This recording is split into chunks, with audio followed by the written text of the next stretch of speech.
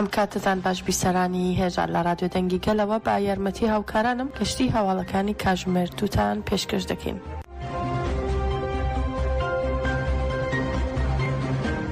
تا دێت پشتیوانیەکان لەسەر ئاستی کای ڕۆشنبیری زانستی نێونەتەوەییدا بۆ بانگوازەکەی ڕێبەرۆجەلان بەرفراوانتر دەبێت.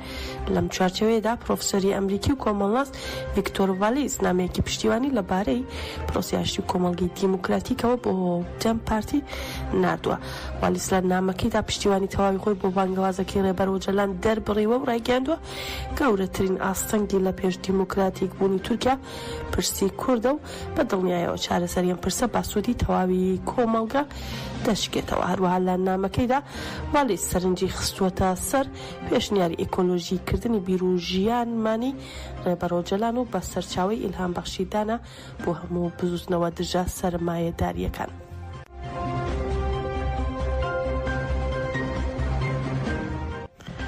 سەبارەت بە شەهیدبوونی ئەندامی ئەنجومەنی فەرماندەی یێژاستار و هەپەگە هاوکات ئەندامی فەرماندەی بڕیارگەی ناوەندی یێژاستار فەرماندە ئەمینە ئەرجیس لە فەرماندەکانی یێژاستار سۆزان چەولیک پەیوەست بە شەهیدبوونی ئەمینە ئەرجیسەوە قسەی کرد و باسی لەوە کرد کە ئەمینە ئەرجیس بە هەڵویستی ئایدۆلۆژی سیاسی و ئەزمونە جددیەکانیەوە لەسەر تێکۆشانی گەریلایەتی بوویەک لەو ژنە شۆڕشگێرانەی کە کەسایەتی یەکانگیری لە خۆیدا بنیاتناوە و هەروە ڕەشی گیان هەڵویستی وڵات پارێزی ڕەنجدەر و خاکی دڵسۆزی بە هاوڕێیانی لە هەموو جەیەک و لە هەر جەیەک کە لێی مابێتەوە پەروەردەی بە هاوڕێکانی داوەتەوە و گۆڕانکاری ئافراندووە. هەروە ڕەشی گیان وەک ژنە شۆڕشگێڕێک کە سوێتی خۆی با ڕێخستن کردبوو. هەروەها فەرماندا زۆزان چەولیک ئاڕاگیان شەهیدبوونی هەواڵ ئەمینە نەک تەنها بۆ هێزەکانی یێژاستارمان بەڵکو بۆ هەموو هێزەکان لە دەستانێکی گەورە بوو. ئاشیگیان جارێکی تر با ڕێزداری و حرمەتەوە کەسایەتی هەواڵ ئەمینە بە بیردێنینەوە و بەڵێنی دڵسۆزی و بەردەوامیدان با ڕێبازەکەی دووپات دەکەینەوە.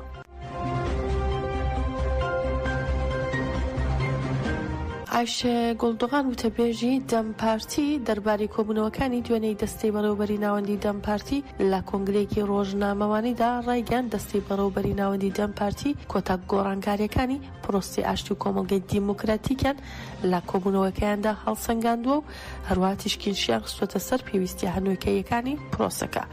دەربارەی دیداری ئیمراڵی گوڵدوغان ڕایگەاند لە هەفتەی داهاتوو شاندێکی بەرفراوانی دەم پارتی سەردانی ئیمراڵی دەکەن کە هاوسەرەکانی گشتی پارتەکەشی تێدایە، بەڵام لە ئێستادا ڕۆژی سەردانەکە دیاری نەکراوە و لە پلانسازیدان بۆ ڕێخستنی سەردانەکە.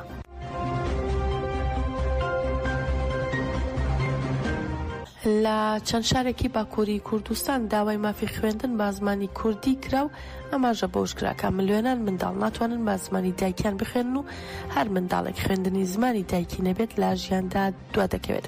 کۆمەڵە و پلەتفۆرمەکانی باکووری کوردستان کە کار بۆ فەرمی بوونی زمانی کوردی و خوێندن بە کوردی دەکەن بە بۆنەی ساڵی نوێی خوێندنەوە لە ئاگری شەرناخ وان و ئامەد چالاکیان ئەنجامدا. لە ئاگری کۆمەڵی کوردی زانی ئارارات بۆ چەند زمانی کوردی ڕێپێوانێکی لە بەردەم باڵەخانی پارتی هەرێمە دیموکراتیکەکان ئەنجامدا. هەروەها لە شەرناخیش لە جەزیرە بە بەشداری پەرلەمانتارانی دەم پارتی و ڕێخستنە سیاسیەکان و دامەزراوەکانی کۆمەڵگەی مەدەنی و ئەندامانی تەژەئا ڕێپێوانێک بۆ بە فەرمی ناساندنی زمانی کوردی ئەنجامدرا و ڕاگەاندراوێکیش خوێندرایەوە.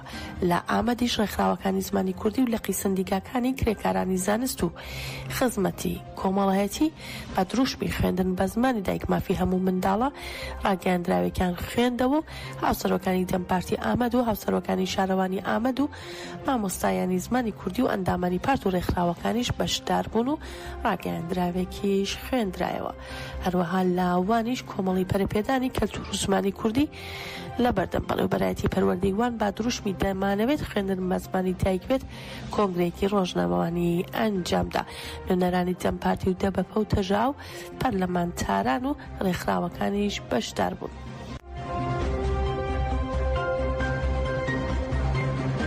بە پێی سەرچاوە هەرێمیەکان لاشاری گرێسپی چەتەکانی دەوڵەتی تورک دوێنێ دەستڕێژی گولیان لە 5 هاوڵاتی گوندی سەکریە کردووە کە دەکەوێتە ڕۆژاوای شارەکەەوە. زانراوە لە ئەنجامی و هێرشەدا هاوڵاتیان بریندار بوون و بۆ چارەسەری پزیشکی خێرا ئەوانەی نەخۆشخانەکراون. لە شاری گرێسپی داگیرکرا و ئاڵۆزی و پشێوی لەگەڵ هەڵکشانی ڕێژەی تاوان لادەژی هاوڵاتیان وەک ڕەفاندن، کوشتن و دزینی ماڵ و مۆڵک بەردەوامە.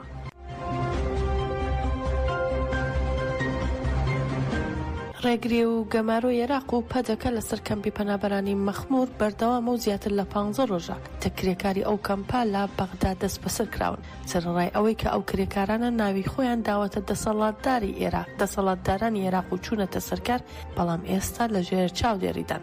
لەسەر داوای دەوڵەتی داگیرکەی تورک کەمپی پەنابەرانی شەهید ڕۆستەم جوودی مەخموور ساڵانێکە لە ژێر گەمارۆیەکی تۆندایە و سەرەتا پەدەکە لەسەر داوای دەوڵەتی تورک گەمارۆی خستە سەر کەمپەکە و دواتریش حکوومەتی عێراق گەمارۆکەی بەرەو ئاستێکی تر بر.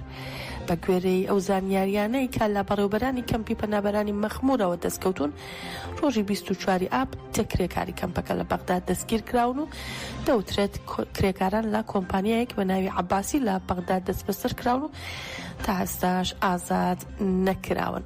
سەرڕای ئەوەی کە کرێکارانی کەمپەکە بە پێی یاسای عێراق و با مۆڵەتی هەواڵگیری عێراق بە فەرمی بەرەو بەغداد بەڕێکەوتن، بەڵام زیاتر لە 15 ڕۆژە ئازاد نەکراون.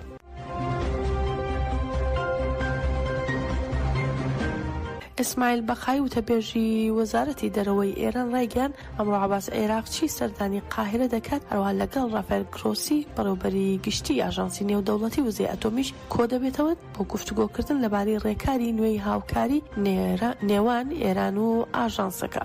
هەروەها بەقای دەشڵێت ئاژانسی نێودەوڵەتی وزەی ئەتۆمی لەگەڵ ئێران دانوستان دەکات بۆ دیاریکردنی چۆنیەتی دەستپێکردنەوەی پشکنینی تەواوەتی لە بنکە سەرەکیەکانی ئەتۆمیەکان دوای بردومانەکەی ئیسرائیل و ئەمریکا لە مانگی حوزەیرانی ئەم ساڵ. پێشتر عێراقچی ڕایگەیاند تاران ئامادەیە بۆ ئەنجامدانی ڕێکەوتنێکی ڕاستەقینە سەبارەت بە بەرنامەی ئەتۆمیەکەی.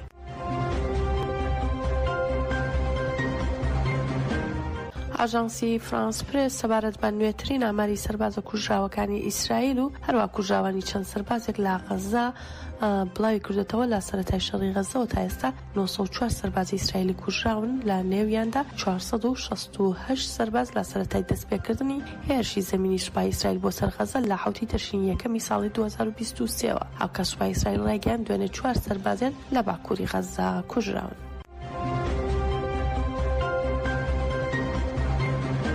سوپای ئیسرائیل بڵاوی کردەوە داوامان لە دانیشتوانی غەزە کردووە کە شارەکە بەرەو باشووری وڵات چۆڵ بکەن، چونکە لە ماوەیەکی نزیکدا بە هێزێکی زۆرەوە ئۆپراسیۆن لە ناوچەکەدا ئەنجام دەدەن. ئەمەژیان بۆش کردووە کە داوامان لە هەموو دانیشتوانی غەزە کردووە ناوچەکە جێبهێڵن، چونکە بڕیارمەنداوە لە شاری کۆن و تۆفاوە لە ڕۆژهەڵاتەوە تا دەریا شکست بە حەماس بهێنین و بە هێزێکی زۆرەوە ئۆپراسیۆن لە ناوچەکە ئەنجام بدرێن.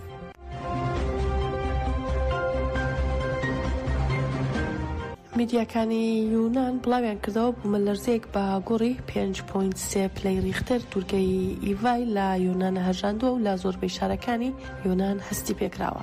ئەمەژە بۆش دەکەن کە بوومەلەرزەکە لە قوڵای دەریاوە و لە دووری 45 کیلومتر لە شاری ئەسینای پایتەختەوە بووە. ڕەواوەش خراوەتە ڕوو کە بوومەلەرزەکەی زیانێکی گیانی نەبووە و دەشڵێن لێکۆڵینەوە بە دوواداچوون بەردەوامە بۆ دیاریکردنی زیانی بوومەلەرزەکە.